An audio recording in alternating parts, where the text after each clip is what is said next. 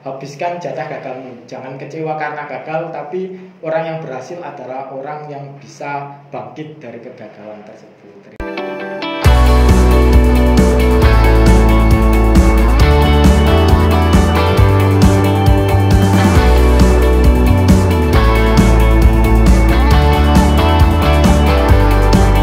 Assalamualaikum warahmatullahi wabarakatuh. Salam sehat buat teman-teman di rumah. Perkenalkan, saya Intan Revani, bakal nemenin kalian di podcast kali ini. Podcast kali ini tuh kita bakal membahas tentang UKM yang ada di UNESA, yaitu salah satunya Pramuka. Tentunya saya tidak sendiri, saya ditemani dengan partner saya, yaitu Mas Andika. Boleh memperkenalkan diri, Mas Andika? Halo, perkenalkan saya Andika Cahyadi. Saya adalah mahasiswa PGSD angkatan 2017. Di sini saya sebagai humas dari Pramuka UNESA. Oke, terima kasih Mas Andika. Awal mula, boleh tanya-tanya sedikit nih Mas. Awal mula Mas Andika kok bisa gabung di Pramuka itu gimana sih Mas? Jadi begini, awal mulanya itu kan dulu memang background saya sejak SMA itu saya adalah seorang aktivis pramuka. Dulu saya itu sebagai pradana di SMA saya itu. Jadi ada hati kecil yang berkata bahwa saya itu harus melanjutkan pramuka pada saat berkuliah. Jadi saya cari tahu apakah di Indonesia itu ada pramuka, dan ternyata ada. Dan menurut pandangan dari beberapa orang yang saya kenal, itu pramuka di Indonesia itu sangat bagus sekali. Jadi makanya itu saya tertarik untuk ikut gabung di Pramuka UNESA. Dan Pramuka UNESA itu cara menjadi anggotanya itu lumayan panjang tapi mengesankan. Jadi yang pertama itu ada Ordikpram, yakni orientasi pendidikan kepramukaan. Setelah itu ada kemah pelantikan. Nah, kemah pelantikan ini itu biasanya itu kita harus mendaki Gunung Penanggungan gitu. Oh gitu, seru sekali. Terus habis gitu Mas, kalau boleh tahu di UNESA sendiri itu awal mulanya itu gimana sih? Jadi Pramuka UNESA itu awal berdirinya itu didirikan pada tanggal 10 November 1982. Nah, waktu itu tempatnya adalah di Bumi Perkemahan Sumberboto, Jombang. Nah, saksi dari pengukuhan tersebut adalah Kak H.A. Hudan Dardari. Jadi beliau ini adalah Bupati Jombang pada masa itu yang mewakili sebagai Ketua Keluarga Jawa Timur, yang dipelopori oleh Kak Ganet dan Kak Joko. Kak Ganet dan Kak Joko ini dulunya adalah mahasiswa UNESA. Jadi Kak Joko ini adalah Ketua Dewan pertama di Pramuka UNESA. Begitu singkat ceritanya. Seperti itu. Oh ya, Mas Andika, boleh dijelasin lagi nggak sih gimana syarat-syaratnya, ketentuan-ketentuannya, harus semester ini harus bisa ikut pramuka atau gimana? Cara opreknya gimana? Oke. Kalau kita di Pramuka UNESA itu nggak ada syarat khusus. Yang penting itu ada niat dan mental yang cukup. Kita nggak ada syarat-syarat wajib maksimal semester ini, itu nggak ada. Jadi kita terbuka selama dia masih mahasiswa UNESA. Jadi nggak ada syarat khusus. Walaupun dia itu angkatan terakhir, misal angkatan 2017 sekarang, tapi ada niat dan kemauan untuk ikut pramuka, ikuti saja prosesnya. Jadi kalau dibuka open recruitment, silakan daftar dan ikuti seluruh proses untuk menjadi kader Pramuka UNESA. Begitu. Berarti keanggotaan pramuka ini meskipun dia udah lulus dari UNESA, dia masih tetap anggota pramuka kah dari UNESA? Ya, jadi peraturan di pramuka, apalagi di kampus itu tingkatannya sudah Pandega. Jadi Pandega itu maksimal adalah 25 tahun. Selama dia masih mahasiswa ataupun dia sudah lulus, selama dia masih berumur 25 tahun, berarti dia masih dibilang pramuka Pandega. Jadi bisa masuk di Pramuka UNESA. Nah, tetapi kalau menurut peraturan terbaru di Pramuka UNESA, apabila sudah lulus itu berarti dinyatakan sebagai alumni. Dan di Pramuka UNESA itu kalau semisal sudah lulus itu ikatan saudara kita itu tetap ada. Jadi walaupun sudah beranak 5 atau beranak 9 itu kita masih terjalin hingga saat ini. Dan Kak Joko itu kan alumni periode pertama, itu pun sampai sekarang masih menjadi keluarga besar kita sebagai alumni Pramuka UNESA. Seperti itu. Oh ya, Mas Andika, kalau boleh tahu jumlah anggotanya sekarang berapa? Kalau jumlah sekarang itu sekitar 150-an lebih tergolong dari putra dan putri.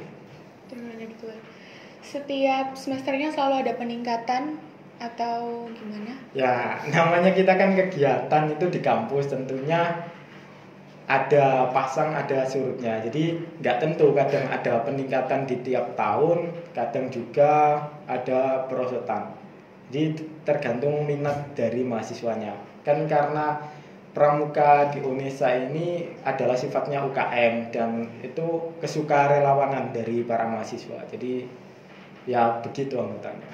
Oke, seperti itu Mas. Terus kalau di Pramunesa ini waktu latihannya berapa kali sih Mas? Kalau waktu latihan itu yang Pramuka UNESA, kan di Pramuka UNESA itu ada satuan khususnya. Tapi kalau yang anggota biasa itu ada latihan rutin. Latihan rutin itu biasanya kita laksanakan 1 kali dalam seminggu. Tepatnya di hari Minggu biasanya. Jadi dari mulai jam 7 kita start latihan mingguan. Tapi kalau ada satuan khusus itu namanya Samapta. Jadi mengikuti yang diperintahkan oleh komandan kalau Samapta itu kegiatannya. Tentunya yang lebih berat Samapta tadi ya. Iya. Terus feedback yang didapatkan itu apa aja sih Mas ketika ikut pramuka? Kalau ikut pramuka ya kita nggak hanya berbasis teori ya, tapi kita bisa praktek di lapangan. Tentunya kita nggak hanya mengembangkan soft skill saja, tapi kita bisa mengembangkan hard skill kita. Kalau soft skill kan tentunya di pramuka kita akan mendapat ilmu leadership. Karena kalau pemimpin itu hanya mempunyai leader saja, tapi tidak mempunyai kemampuan leadership, itu kurang sempurna. Kemudian ada critical thinking, jadi kita juga dilatih untuk berpikir kritis di dalam pramuka itu. Kemudian dilatih untuk selalu siap sedia. Jadi pramuka, kata Badan Powell, pramuka itu harus selalu siap sedia, kapanpun dan dimanapun. Nah di Pramuka UNESA nanti kalian akan mendapatkan ilmu tentang itu. Dan tentunya keluarga, karena di Pramuka UNESA itu kan kita itu walaupun masih alumni, tapi kita masih jadi keluarga besar sampai akhir hayat, sampai maut yang memisahkan kita. Dan jaringan alumni di Pramuka UNESA itu cukup bagus, banyak sekali alumni-alumni yang sudah hebat. Misalnya ada Kak Yatno yang sekarang menjadi guru besar, itu adalah pembina kami. Terus ada Kak Mas Pia, itu sekarang menjadi dekan Fakultas Teknik. Nah, untuk pengembangan pengkaderan di pramuka sendiri itu kita menerapkan 3 tribina, yakni bina satuan, bina masyarakat, dan bina gugus depan. Bina diri, bina satuan, dan bina masyarakat. Jadi tentunya mahasiswa kalau bergabung di Pramuka UNESA itu banyak sekali manfaat yang akan diperoleh. Seperti itu. Oh ya Mas, kan tentunya di masa pandemi, biasanya kalau sebelum pandemi kan banyak sekali tuh kegiatan-kegiatan yang dilakukan pramuka di outdoor. Terus waktu pandemi ini gimana Mas? Tentunya kan berdampak besar. Ya, pandemi ini memang seluruh UKM di UNESA itu sangat sekali terkena dari gara-gara pandemi ini. Jadi kita sebagai pramuka itu harus selalu siap sedia. Jadi kita menyesuaikan dengan kondisi yang ada. Nah, selama ini kegiatan di Pramuka UNESA itu kita fokusnya itu di outdoor. Tapi gara-gara pandemi ini kita harus berubah sistem ke indoor. Biasanya kegiatan kami itu sistemnya hybrid. Jadi walaupun kegiatan online, tapi nanti penugasannya itu ada yang langsung terjun di lapangan di rumah masing-masing. Nah, misal itu latihan rutin mingguan itu tentang PPGD, penolongan pertama gawat darurat. Nah itu kalau hanya kita sekedar teori webinar saja itu kan ilmunya kurang masuk. Nah itu kita lakukan hybrid, jadi teman-teman di rumah itu menyiapkan peralatan sendiri, kemudian mereka bisa praktek secara langsung di rumah dengan bimbingan dari pembina maupun pemateri yang ada di di online. Biasanya kita pakai Zoom, nggak gitu Meet. Nah, biasanya itu kita juga ada upacara kemarin yang terakhir itu ada pelantikan Pandega. Nah, pelantikan Pandega ini kita sistemnya hybrid. Ada yang dilantik secara online, juga ada yang datang ke lokasi kan karena kita dibatasi untuk kegiatan di kampus. Jadi hanya beberapa orang saja yang ada di kegiatan. Jadi kita Pramuka Unesa nggak merasa terbebani karena COVID, karena kita bisa menyesuaikan dengan kondisi yang ada. Gitu teman-teman. Jadi buat teman-teman yang suka berkegiatan outdoor atau gimana, terus habis itu indoor juga ada, bisa banget tuh join di Pramunesa. Terus Mas, prestasi apa aja sih yang udah diraih sama Pramunesa ini? Nah, kalau prestasi kalau di Pramuka itu kalau kita berada di tingkat Pandega itu prestasi perlombaan itu tidak yang dikejar, tapi yang dikejar adalah pengabdian masyarakat karena kita Pandega sebagai pioner, jadi kita harus gak hanya sekedar mencari prestasi tapi juga terjun di masyarakat. Nah, prestasi dan penghargaan dari Pramuka Unesa itu yang pertama itu kita juara 1 lomba survival di Universitas Negeri Makassar, Latgabnas kalau nggak salah, kemarin pada tahun 2019. Nah, kemudian sebagai perwakilan dari petugas upacara yang ada di Gerahadi, upacara 17 Agustus.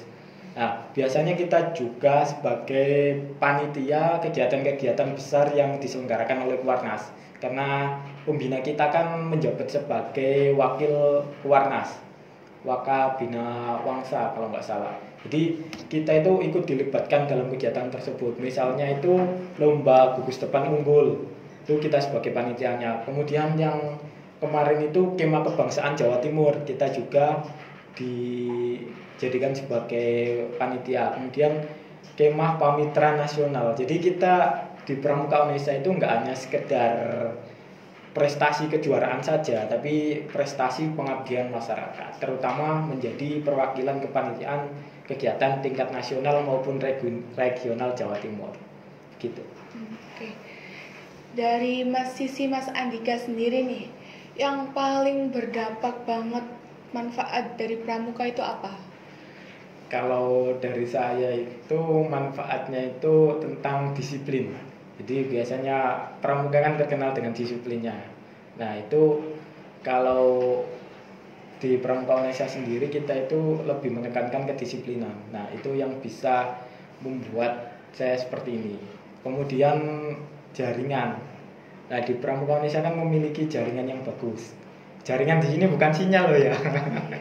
Tapi jaringan relasi. Koneksi. Ya, koneksi. Jadi terasa banget ketika saya konsultasi dengan pembina yang sudah berpengalaman, itu bisa bisa mencari solusi dari setiap permasalahan. Nah, kemudian adalah keluarga. Jadi di Pramuka Unesa itu benar-benar kekeluargaannya itu sangat kental banget. Jadi apapun masalahnya, kalau kita ada teman yang support, itu tentunya kita bisa menyelesaikan. Benar. Mas Andika pernah nggak sih ngerasa kayak capek banget di Pramuka, kayak benar-benar kayak udah nggak mau gabung lagi kayak gitu? Kadang kan seseorang kan ada kan titik lelahnya itu ada. Nah, pernah nggak Mas di titik itu? Ya, kalau itu sih tentunya pernah. Nah, bagaimana cara saya agar tidak bosan atau tidak jenuh Pramuka? Itu biasanya saya itu menghindar terlebih dahulu. Jadi mengosongkan pikiran dari kegaduhan dari Pramuka tersebut. Istilahnya itu menenangkan diri lah. Karena Pramuka kan kegiatannya outdoor dan indoor, dan saya juga ada ikut organisasi lain di AMJ PGSD. Kemudian juga ada tugas-tugas kuliah. Tentunya ada suatu saat saya itu mobile banget gitu. Yeah. Nah, tentunya solusinya saya itu menghindar sebentar, menenangkan pikiran supaya tidak makin memperparah kondisi gitu. Seperti itu. Mas Andika, kan pasti proker-prokernya tadi yang udah disebutkan kan banyak banget tuh di Pramuka. Mas Andika pernah ngalamin satu yang kayak kendalanya berat kayak terus kayak susah gitu nggak di dalam proker? Yang paling rumit itu apa Mas?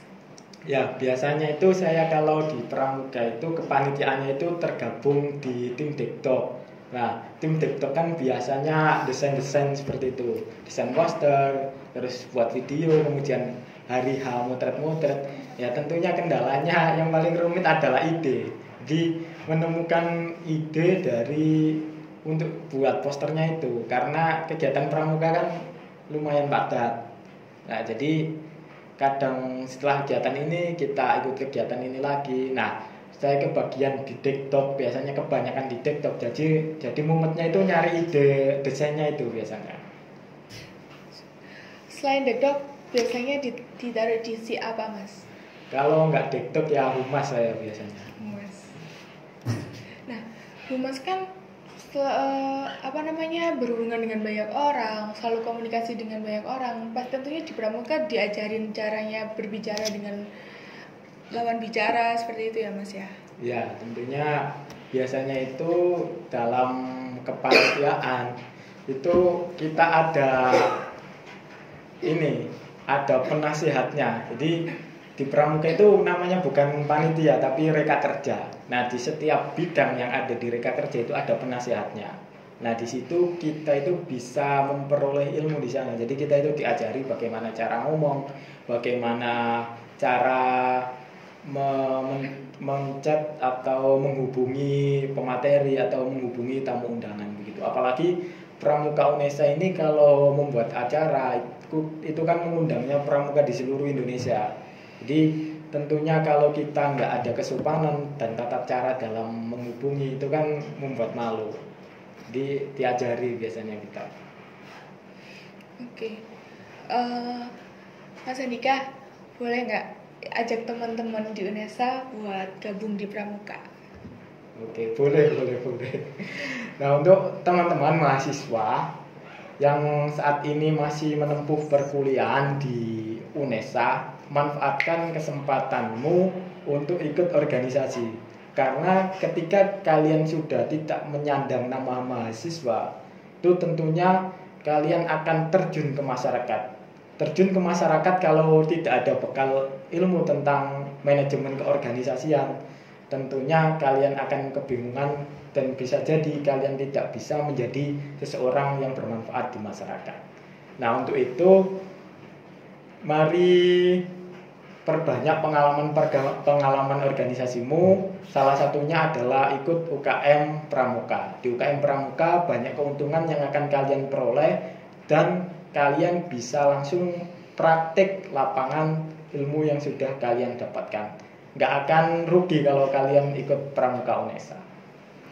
Oke, seperti itu teman-teman. Oh ya, saya ini sedikit tahu mengenai Mas Andika. Mas Andika itu banyak banget organisasi yang diikuti. Bisa disebutkan Mas organisasi apa saja selama kuliah yang diikutin? Ya, saya ini sebenarnya dulu waktu SMA itu nggak suka tertarik banget sama organisasi. Tapi saya berpikir ini adalah pendidikan terakhir saya bisa merasakan organisasi. Kalau di S2 kan tentunya sangat sulit kita nyari organisasi. Nah, mumpung di S1 kemudian ibu saya itu berpesan, selama kamu sekolah itu ikuti saja kegiatannya. Jadi jangan sampai jadi orang yang nganggur gitu. Nah, karena termotivasi itu yang pada saat mahasiswa baru itu saya ikut UKIM, unit kegiatan ilmiah mahasiswa. Nah, karena cita-cita saya itu pengen segera lulus dan bisa menyusun skripsi. Nah, di UKIM itu kan kita diajari bagaimana cara kepenulisan yang baik. Nah, itu saya termotivasi di sana. Nah, kemudian tahun kedua itu saya menjabat sebagai staf humas UKIM UNESA. Kemudian mencoba untuk mendaftar di HMJ PGSD UNESA. Dan alhamdulillah saya lolos di HMJ PGSD UNESA. Menjabat sebagai anggota Departemen Pengembangan Masyarakat. Kemudian lanjut di tahun berikutnya itu saya di UKIM itu sebagai staf ahli hubungan masyarakat. Kemudian di HMJ naik pangkat menjadi ketua departemen dari pengembangan sumber daya masyarakat. Dan pada tahun mahasiswa baru juga, mahasiswa baru juga itu saya tergabung di Pramuka UNESA. Nah, Pramuka UNESA itu kan prosesnya dari calon anggota menjadi anggota. Kemudian di tahun itu juga saya juga ikut PGSD Development Community. Jadi yang mengajar tentang anak marginal itu, komunitas PDC. ya PDC, komunitas yang ada di PGSD. Nah, di tahun terakhir ini saya sekarang menjabat sebagai staf Kementerian Lingkungan di Badan Eksekutif Mahasiswa UNESA dan menjadi anggota bidang humas dari Pramuka UNESA. Nah, untuk organisasi yang di luar kampus itu sekarang saya bersama teman-teman mahasiswa sastra Jerman itu mendirikan sebuah komunitas namanya itu Markas Belajar Indonesia. Jadi di sini saya sebagai co-founder dan teman saya yang dari sastra Jerman itu sebagai foundernya. Serta yang baru masih hangat ini adalah relawan pendidikan Basnas. Jadi kita itu terjun di mengajar di lokasi-lokasi yang sedang ada bencana, kalau nggak gitu pada lokasi-lokasi yang membutuhkan kita. Nah, kemarin itu kan karena pandemi jadi pembelajaran online ya. Nah, itu dari relawan Basnas itu kita membantu untuk ikut terjun ke rumah-rumah. Jadi kita mengumpulkan anak-anak yang terkendala pembelajaran online karena kan nggak semua itu punya HP kan. Nah, itu kita bantu di sana. Gitu. Sedikit kok saya ikut organisasinya. Banyak banget kan teman-teman, udah disebutin berjajar-jajar tapi bilangnya masih. Gini Mas, aku mau bahas salah satu organisasi yang diikutin sama Mas Andika di HMJ. Nah, kan rentetannya panjang banget. Kenapa kok bisa memutusin aku ikut HMJ gitu? Nah, kalau itu ceritanya itu ada seseorang yang membuat saya itu masuk di HMJ ini, PGSD ini. Jadi dulu mahasiswa baru itu kan tentunya kita itu sangat bimbang sekali. Kita itu mau menghabiskan organisasi kita di mana begitu. Nah, waktu belum ada oprek HMJ itu ada oprek kepanitiaan Disnatalis PGSD UNESA. Nah, itu saya mencoba mendaftar di sana supaya tahu bagaimana sih cara kerja kepanitiaan yang ada di kampus itu seperti apa. Apakah sama dengan di SMA saya dulu atau berbeda. Jadi saya ikut di sana. Kemudian saya masuk ke Dektok, Buk Dektok, dan dibersamakan dengan seseorang tersebut, Somewan lah kalau bisa dibilang.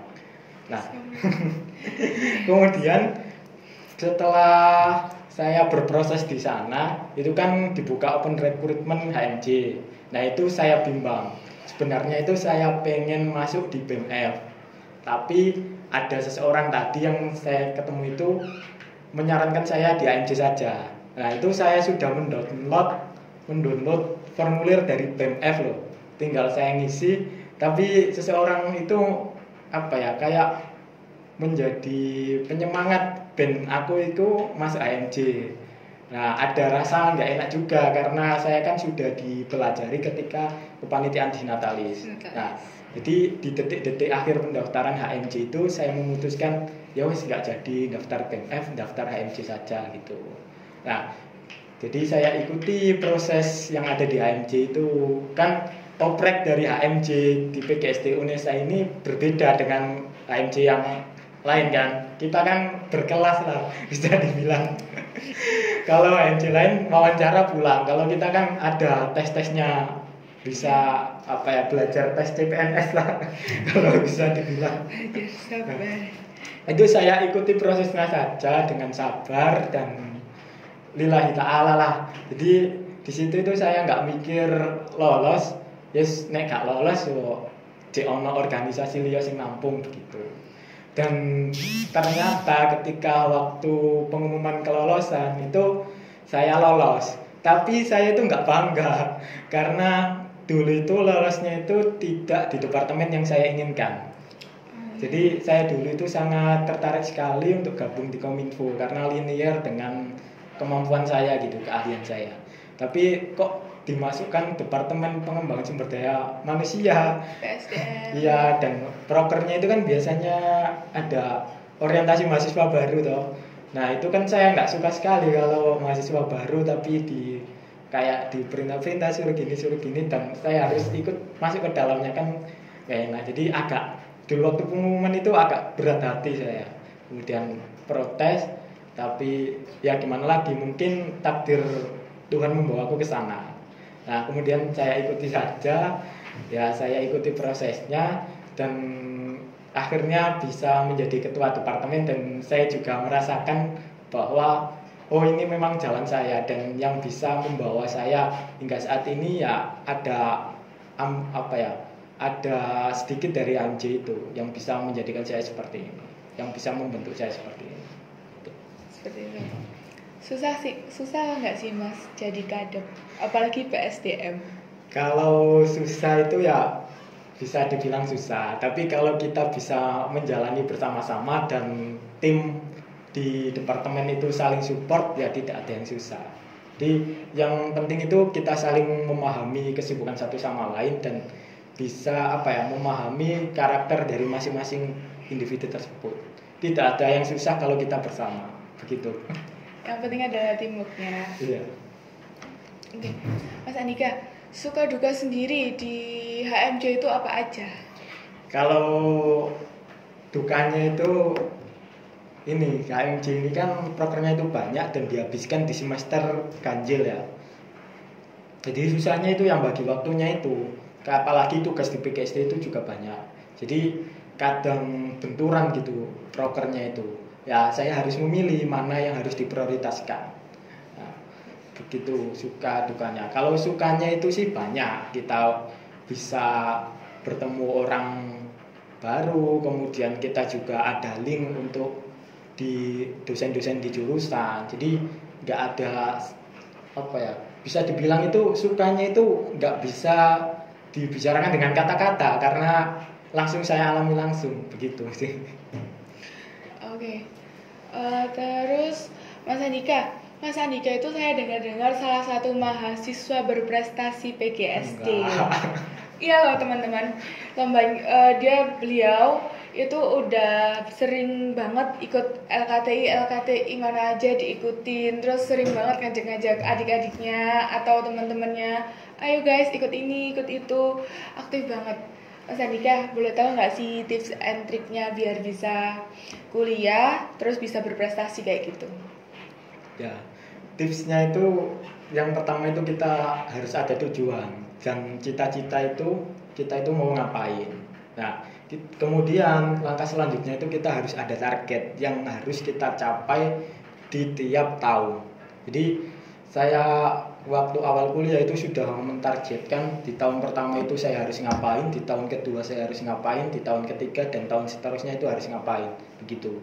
Nah, kemudian yang paling berpengaruh dalam aktivitas prestasi saya itu adalah teman saya. Jadi jaringan relasi.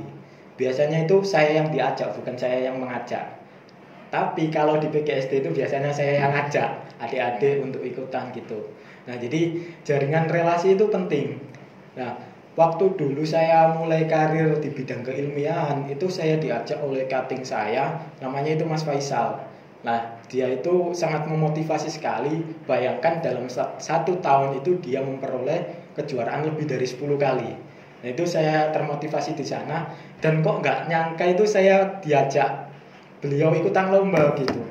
Waktu maba diajak lomba di Solo, kan tentunya bingung ini bagaimana, saya ini masih maba nggak tahu ilmunya, tapi diajak. Nah dari situ saya belajar tentang bagaimana cara manajemen lomba, dari persiapan membuat karya tulis, kemudian membuatnya, kemudian akhirnya nanti disubmitkan lomba dan lolos menjadi finalis.